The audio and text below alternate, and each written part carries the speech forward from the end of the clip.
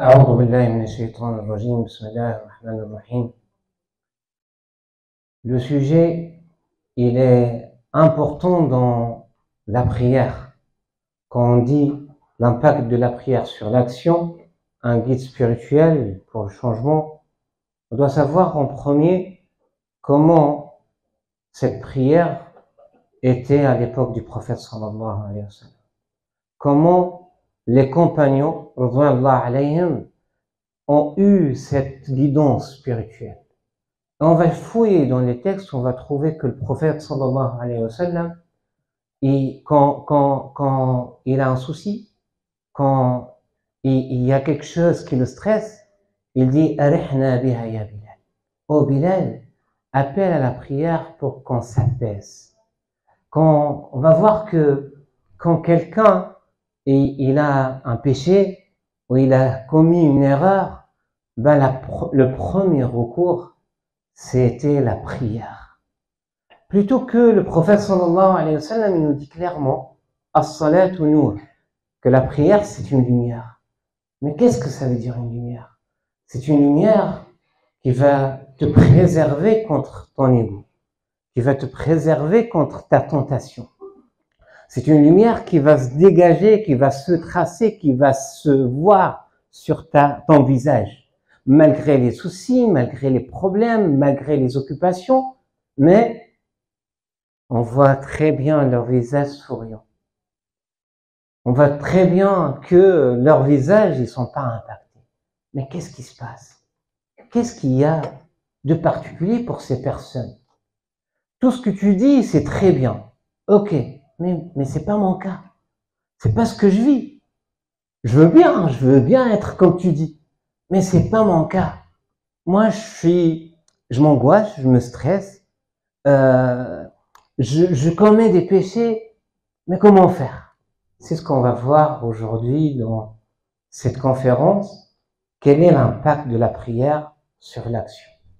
Sachez que la première chose que vous et moi, on ne doit pas oublier, que vous et moi, on doit mettre en avant, c'est la dernière partie du verset qui nous dit que la prière, elle nous préserve, elle nous éloigne des turpitudes et du blâmage.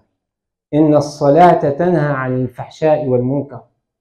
Wa aqim as-salat, fais la prière, parce que la prière, elle te préserve contre le blâmable et les turpitudes. Wa dhikrullahi akbar. Voilà, commence par là. Est-ce que on glorifie Allah subhanahu wa ta'ala comme il se doit? Est-ce que on a mis Allah subhanahu wa ta'ala dans le statut qu'il mérite? C'est ça la première question pour répondre afin de changer notre vie, afin que l'action s'améliore. Comment? J'ouvre une parenthèse pour que vous et moi, on voit la chose claire. La parenthèse, c'est que toute tashri', toute législation, elle était révélée sur terre. Toute révélation de tashri', elle était révélée par un intermédiaire qui est Jibril alayhi salam. Quand ça concerne la prière, on va changer la règle. On va faire un changement radical. Mais vraiment radical d'une façon exceptionnelle. Pourquoi? Pour que vous et moi, on comprenne la leçon. Mais c'est quoi la leçon, ya Rabbi? C'est que quand ça concerne la prière, on va pas envoyer Jibril, mais on va ramener Muhammad sallallahu alayhi wa sallam. On va pas faire descendre Jibril sur terre, mais on va faire monter Muhammad sallallahu alayhi wa sallam au ciel. Et il va rencontrer Allah subhanahu wa ta'ala tout seul. Pourquoi? Pour que vous et moi, quand on se met en prière, on monte au ciel. Et on dit Allahu Akbar. Nous sommes en face de toi. Nous sommes avec toi. Ça, c'est le premier point que vous et moi, on doit voir clair. On doit le voir et on doit le pratiquer. Le deuxième, c'est que si je suis en face d'Allah, si je suis avec le Seigneur de l'univers, si je suis dans ce privilège, mais avec qui? C'est pas le président, c'est pas le maire, c'est pas le le PDG de l'entreprise. C'est pas mon supérieur. C'est le Seigneur de l'univers qui me donne un rendez-vous et il m'attend. Pourquoi il m'attend? Pour me donner ce que je demande. Ben, c'est ça la deuxième partie. C'est que le hadith, il dit que Allah subhanahu wa ta'ala dit que j'ai partagé la prière entre moi et mon serviteur en deux parties. C'est-à-dire, c'est un dialogue. C'est comme vous faites dans une narration, vous allez mettre un petit tiret, le premier après, le deuxième tiret, troisième tiret, quatrième tiret. Mais c'est quoi le premier tiret? Alhamdulillahi Rabbil Alamin. Ya Rabbi, je te remercie. Ya Rabbi, que je suis là. Ya Rabbi, que je suis en face de toi. Ya Rabbi, que je prie. Ya Rabbi, que tu m'as guidé. Et Allah, il te répond. Mon serviteur m'a loué. Ar-Rahman Ar-Rahim. Ya Rabbi, t'es miséricordieux, je t'aime. Je t'adore. Fais-moi miséricorde. Et Allah, il te répond. Mon serviteur m'a exalté. Malik Yawmiddin, j'ai peur. J'ai de la crainte. Ya Rabbi, j'ai fait tout à l'heure une bêtise. Ya Rabbi, mon serviteur m'a glorifié. Après, on va passer à la demande. Ihdina as-sirata al-mustaqim. C'est ce que vous voulez tous. Tous. Chacun de nous, il a un besoin. Chacun de nous, il cherche quelque chose. Celui qui a la santé, il n'a pas l'argent. Celui qui a l'argent et la santé, il n'a pas l'enfant. Celui qui a l'argent, la santé et l'enfant, il lui manque quelque chose.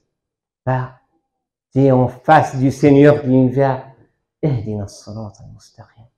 Sirata alladhina an'amta alayhim, ghayri al-maghdubi alayhim wal-dhalin.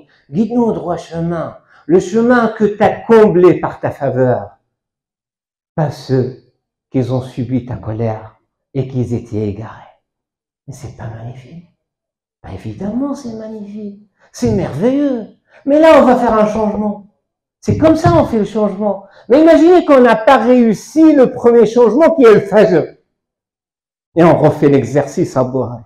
Et on réussit pas l'exercice de Dhuhr. Et on refait l'exercice à l'Asr. Et on réussit pas le Maghrib, Isha, et premier jour, deuxième jour, troisième jour, première semaine, deuxième semaine. Jusqu'à quand? Mais le problème, c'est que, est-ce qu'on le fait ou pas? C'est ça la question. Faisons-le. Et changeons notre relation. Donc, premier point, c'est glorifier Allah subhanahu wa ta'ala. Deuxième point, c'est de vivre le moment qu'on est en connexion avec le Seigneur subhanahu wa ta'ala. Troisième point, c'est que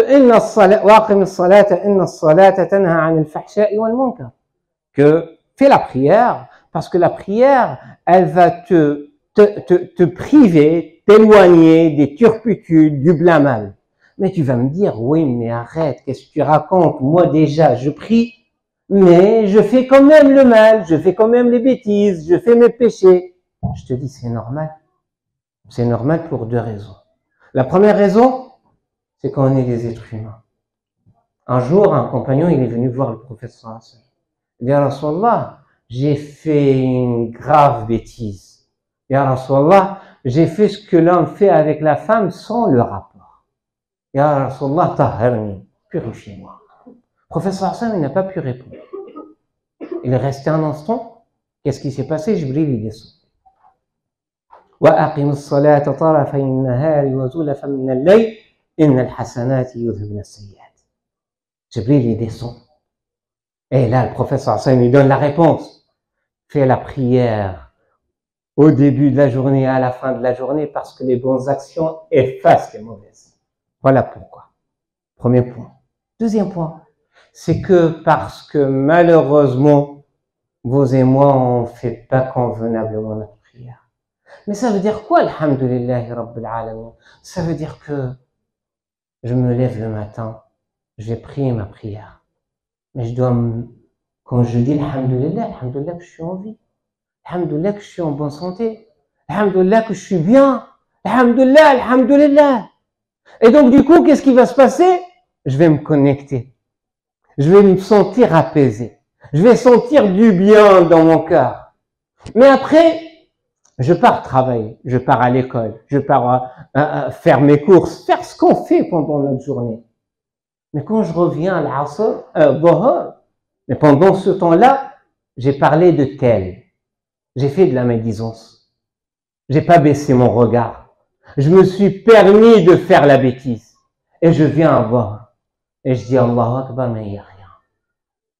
Et je dis Ya Rabbi, mais il n'y a rien. Bah, qu'est-ce que je me mets aussitôt? Ya Rabbi, certainement c'est à cause de l'erreur que j'ai faite tout à l'heure. Certainement parce que j'ai fait une bêtise. Et donc, je m'en renverse aussitôt. Ya Rabbi, pardonne-moi. Ya Rabbi, Ya Rabbi. Et c'est ça le troisième point que le prophète sallallahu alayhi wa sallam nous dit, et nous donne une métaphore magnifique. Il nous dit, imaginez que un paysan, que pour accéder à son champ, il va passer par une rivière. Il va travailler dans le champ et il va passer 5 fois par cette rivière. Quand il travaille dans le champ, c'est normal qu'il va être rempli de boue. Mais quand il traverse la rivière, est-ce que ça reste quelque chose de la boue sur lui? Les compagnons, ils ont dit non, ya Rasulallah. Il dit c'est exactement ce que fait la prière pour vous. C'est que normal qu'on se trompe, normal qu'on peut faire le péché, mais c'est pas normal qu'on profite pas de l'outil que Allah subhanahu wa ta'ala nous a donné pour demander pardon. Je reviens et je lui dis, Ya Rabbi, excuse-moi. Ya Rabbi, j'ai fait. Ya Rabbi, j'étais. Ya Rabbi, Ya Rabbi, Ya Rabbi.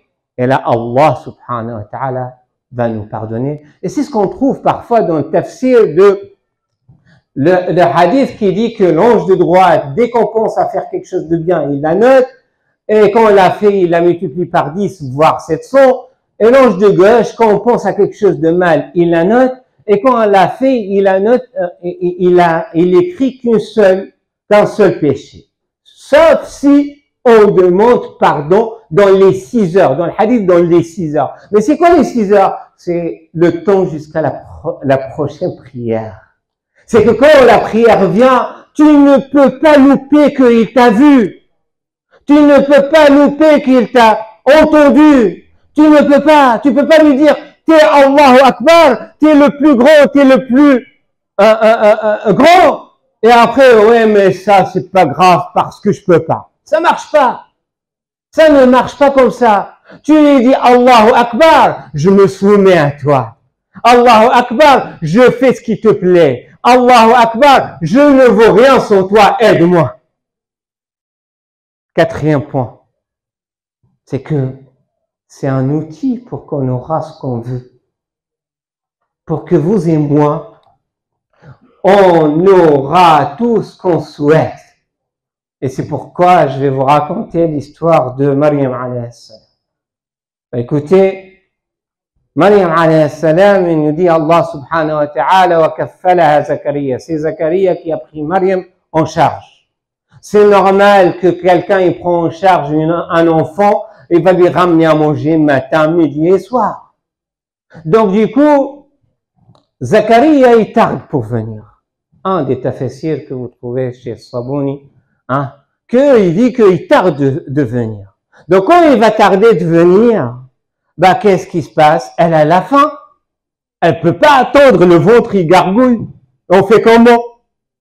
Si c'était nous, qu'est-ce qu'on fait? Et là, on va voir le guide spirituel. C'est quoi ce guide spirituel? C'est que nous, de nature, on va faire quoi? Alors? Oh! Pourquoi elle n'est pas là? Qu'est-ce qui se passe? Il sait pas que j'ai faim. Il sait pas que c'est l'heure de manger. Mais celui qui a compris ce guide spirituel, il va faire comme Maryam. Il dit Allah, كلما دخل عليها زكريا المحراب وجد عندها رزقا. C'est quoi le mihrab? On fait quoi au sanctuaire? On prie. Bah, qu'est-ce qui se passe? C'est que quand elle a faim, elle va se mettre en prière. Vous allez me dire, c'est fou. Oui, mais c'est ça la croyance. C'est ça la croyance. Est-ce que vous imaginez que la croyance vient, que le résultat de la croyance vient sans qu'on manifeste notre croyance en Allah? Non. Bah, elle fait quoi? Elle va mettre son front par terre. Elle lui dit, Ya Rabbi, j'ai faim. Ya Rabbi, donne-moi à manger. Elle dit, salam alaikum, elle trouve à manger. Allahu Akbar. Et ça, c'est pas que pour Mariam. Et l'argument est dans le même verset. قال أن لك هذا. Comment t'as eu ça? قالت هو من عند الله. Elle a dit c'est Allah qui l'a donné. Si elle a dit c'est Allah qui l'a donné, elle s'est arrêtée, on va dire que c'est une exception parce que Mariam, elle était élue. Non. قالت هو من عند الله. إن الله يرزق من يشاء بغير حساب. Ya Allah, qui veut quelque chose, il lève sa main. C'est très simple. C'est facile. يرزقه. Et il va donner à tous ceux qui veulent sans limite. Qu'est-ce qu'il reste à faire? Mettez-vous en prière. Mettez votre front par terre. Le prophète sallallahu alayhi wa sallam, il dit أقرب ما يكون العبد من ربه. Le moment le plus proche d'Allah, le moment que le serviteur il est le plus proche de son Seigneur, quand il met son front par terre. Mettons notre front par terre et demandons et insistons. Demandons et implorons, Ya Rabbi, Ya Rabbi. Et Allah subhanahu wa ta'ala, waliyu dhalika wal qadiru alayh. Et Allah, il est capable de te donner ce que tu veux, de la façon que tu veux, parce qu'il est capable. Innama amruhu idha arada shay'an an yaqula lahu kun fayakun. Et il a juste à dire soit, et il sera de la façon que tu aimes. Mais à condition que tu rates pas ce rendez-vous. Et je clôture tout ce que j'ai dit dans le verset Inna as-salata kanat 'ala al-mu'minina kitaban mawquta. Ça veut dire quoi? Ça veut dire si on vous donne un rendez-vous d'entretien, d'embauche, si tel responsable, tel statut, tel PDG, tel employeur, il vous donne un rendez-vous. Billahi alaykum, dites-moi sincèrement, chacun de vous, au fond de son cœur, tout de suite, qu'il soit sincère, est-ce que vous allez rater le rendez-vous? Est-ce que vous allez dire, c'est pas grave, le soir, je vais le voir? Est-ce que vous allez dire, ouais, mais c'est pas grave, un quart d'heure de retard, il n'y a pas de problème? Non! Vous n'allez pas le faire! Un être humain comme vous n'allez pas le faire. Et Allah, subhanahu wa ta'ala, qui nous a donné ce rendez-vous, qui nous a donné ces moments précis, et il nous dit que ce sont des rendez-vous fixes, des horaires, des tranches d'horaires fixes, pour que, venez vers moi, je vous purifie et je vous donne ce que vous voulez. Et nous, on lui dit, non, tu sais, je travaille. Arrête, qu'est-ce que tu racontes? Je travaille. Ah, tu sais, je suis pris par un tel empêchement.